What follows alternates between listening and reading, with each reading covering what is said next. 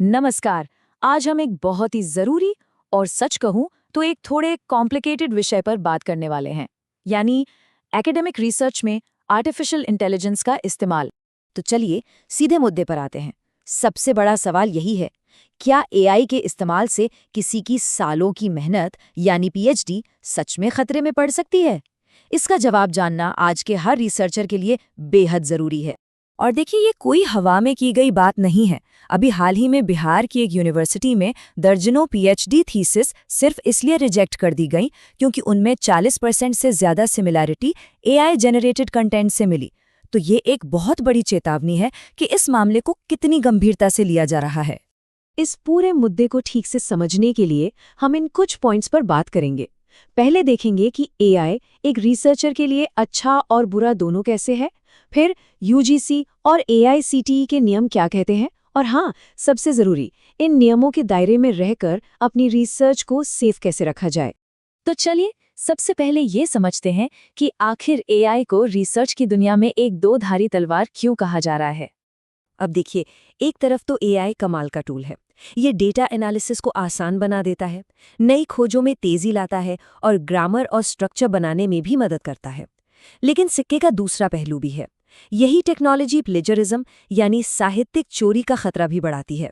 इसमें फैक्चुअल गलतियों की भी काफी गुंजाइश होती है और ये कहीं ना कहीं आपकी मौलिक सोच को कमजोर कर सकती है।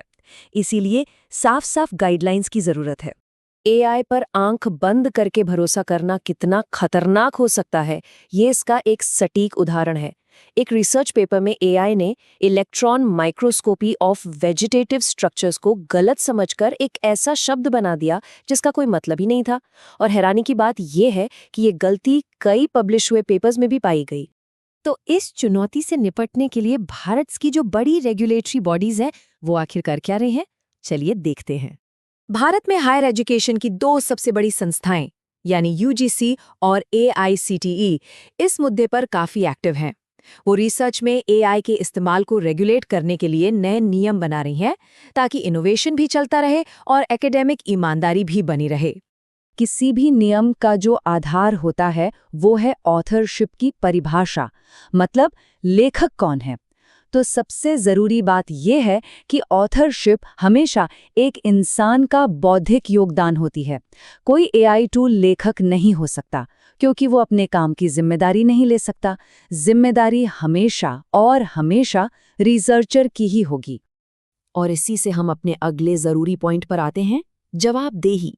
ये एक ऐसी चीज है जिस पर कोई समझौता नहीं हो सकता और यही सभी नए एआई दिशा निर्देशों का आधार है। और ये सिर्फ कहीं सुनी बातें नहीं है। नेशनल लॉ यूनिवर्सिटी दिल्ली जैसे बड़े बड़े संस्थान अब एआई के इस्तेमाल पर अपनी फॉर्मल पॉलिसीज बना रहे हैं। ये इस बात का सबूत है कि संस्थान साफ कर रहे हैं कि आखिरी जिम्मेदारी हमेशा रिसर्चर की ही होगी। तो अपनी यूनिवर्सिटी के नियमों को मानना सबसे जरूरी है। तो वो कौन से बेसिक रूल्स हैं जो सबको फॉलो करने हैं? पहला, अगर एआई इस्तेमाल किया है तो इसे डिक्लेयर करना यानी बताना जरूरी है। दूसरा, काम की ओरिजिनलिटी और वैलिडिटी की पूरी जिम्मेदारी लेखक की है। तीसरा, एआई को कभी भी ऑथर या को ऑथर नहीं बनाया जा सकता। और चौथा, एआई से मिली हर जानकारी को फैक्ट चेक करना ही होगा। चलिए अब उन नंबर्स और लिमिट्स की बात करते हैं जिन्हें हर रिसर्चर को अपने दिमाग में बिठा लेना चाहिए। एआईसीटीई टास्क फोर्स के हेड केआर वेणुगोपाल ने साफ साफ कहा है कि एक थीसिस में एआई का योगदान 20% से कम होना चाहिए। ये एक बहुत ही महत्वपूर्ण गाइडलाइन है। तो इस नंबर को अच्छी तरह याद रख लीजिए, 20%। ये एआईसीटीई की बताई हुई ऊपरी सीमा है। इसका सीधा मतलब है कि थीसिस का कम से कम 80% काम आपका अपना मौलिक होना ही चाहिए। अच्छा, अब सवाल यह है कि अगर कोई इन लिमिट्स को पार कर दे तो क्या होगा? तो देखिए, यूजीसी के जो 2018 के नियम है ना, वो अब एआई जनरेटेड कंटेंट पर भी लागू हो रहे हैं और वो बहुत क्लियर है। 10% तक सिमिलैरिटी है, ठीक है, कोई बात नहीं। लेकिन अगर ये 10 से 40% के बीच है तो थीसिस को रिवाइज करके दोबारा सबमिट करना होगा। और अगर मामला 40% से ऊपर गया तो मुश्किल बढ़ सकती है, जैसे 1 साल के लिए थीसिस सबमिट करने पर रोक और 60% से ऊपर होने पर तो रजिस्ट्रेशन तक कैंसिल हो सकता है। तो इन सब नियमों को देखते हुए एक रिसर्चर अपने काम को सुरक्षित कैसे रख सकता है? चलिए एक प्रैक्टिकल चेकलिस्ट पर नजर डालते हैं। तो एक एथिकल एआई वर्कफ्लो कैसा दिखना चाहिए? देखिए, आप आइडियाज़ और आउटलाइन के लिए एआई का इस्तेमाल कर सकते हैं, लेकिन जो मेन कंटेंट हैं, जो तर्क हैं, वो आपको खुद लिखने होंगे। फिर आप ग्रामर चेक या रीफ्रेजिंग जैसे कामों के लिए एआई की मदद ले सकते हैं।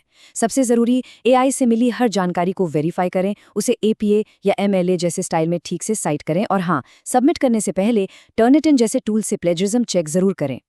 तो संक्षेप में क्या क्या करना है? अपना कोर कंटेंट खुद लिखें। एआई को सिर्फ एक असिस्टेंट ही तरह इस्तेमाल करें।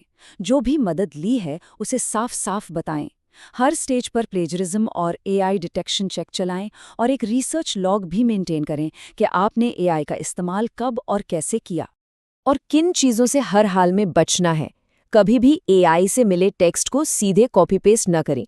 अपने मेन आर्ग्यूमेंट्स एआई से न लिखवाएं। 10% की लिमिट को हल्के में न लें और एआई के इस्तेमाल को कभी भी छिपाने की कोशिश न करें। एक और बहुत ज़रूरी बात, अपना कॉन्फिडेंशियल रिसर्च डेटा कभी भी पब्लिक एआई सिस्टम पर अपलोड न करें। हाँ, ये भी ध्यान रखना ज़रूरी है कि हिंदी या दूसरी रीजनल भाषाओं के लिए डिटेक्शन टूल्स अभी उतने एडवांस्ड नहीं हैं, लेकिन इसका मतलब ये नहीं कि नियम लागू नहीं होते। आखिर में ये पूरी कहानी इनोवेशन और एकेडमिक इंटेग्रिटी यानी सत्यनिष्ठा के बीच एक बैलेंस बनाने की है। इस पूरी चर्चा का सार बस इतना ही है, टेक्नोलॉजी आपकी मदद के लिए है, आपकी क्रिटिकल थिंकिंग को रिप्लेस करने के लिए नहीं। रिसर्च के लिए जिम्मेदार हमेशा रिसर्चर होता है, सॉफ्टवेयर नहीं। जाहिर है, इन सभी नियमों को समझना और लागू करना थोड़ा मुश्किल हो सकता है। इसीलिए रिसर्चर्स की मदद के लिए हियर ऑनलाइन अकेडमी जैसी एक्सपर्ट सर्विसेज भी हैं, जो प्लैगी फ्री और एआई रिफाइनमेंट सपोर्ट देती हैं, ताकि आपका काम ओरिजिनल भी रहे और नियमों के मुताबिक भी। और हम आपको इसी एक सवाल के साथ छोड़ के जा रहे हैं। एआई के इस दौर में रिसर्च के भविष्य के लिए ओरिजिनल थॉट यानी मौलिक विचार का असली मतलब क्या होगा? इस पर सोचना बहुत जरूरी है।